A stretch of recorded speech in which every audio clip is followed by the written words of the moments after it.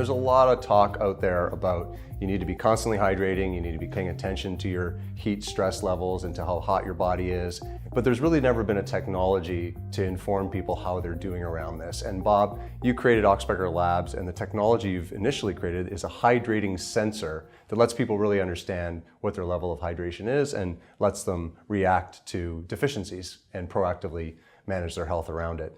What does the sensing technology do? I think that is all based on what we call the epidermal sensing technology. So what is the epidermal sensing technology? And that is a technology that can detect your deeper body physiological state through your skin.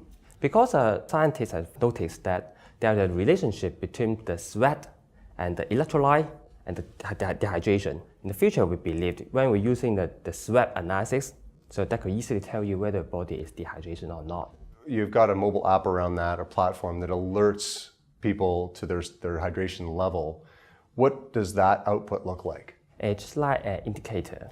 So we just show a simple indicator to this user. Are you finding that people are able to react to it and improve their health? Have you seen any statistics around that? I know you have a pilot going in the construction industry, and there's some interesting outputs around that. How does that work? And we provide something called a heat stress monitor to these construction workers. So they can use this app and this monitor to know whether their body in what kind of hydration, what kind of heat stress level. Since our brain is about 85% of water, so even by dehydration will cause severely cognitive performance. So something like the change in our mood and the decrease in our something like the alertness and the concentration. So with only a 1% to 2% reduction in hydration levels, you see significant cognitive impacts. Yes.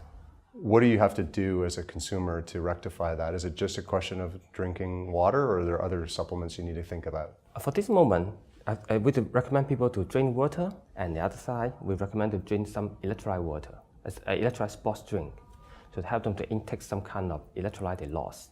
One of your applications is for athletes and helping athletes maintain top possible performance.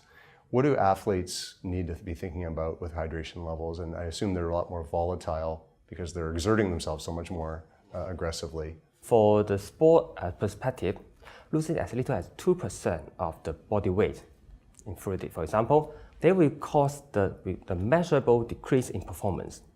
And dehydration of more than 3% of the body weight, so that will cause the increased possibility of heat stroke and heat exertion in warm or mild condition. So it's terrible because the athlete can easily sweat out 5 to 10% during the competition. Yeah, very rapidly. Yeah, so this, you can see this is how important of hydration monitoring.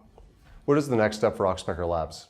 We hope we could develop more kind of epidermal sensing technology because the sweat contains lots of chemical and biological information that can potentially indicate the deeper potential illness of our body.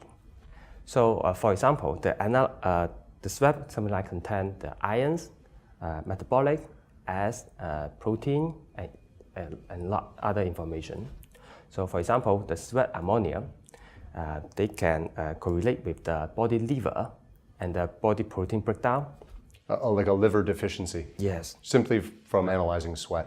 Yes. So we see this is a very good opportunity to develop that kind of epidermal technology.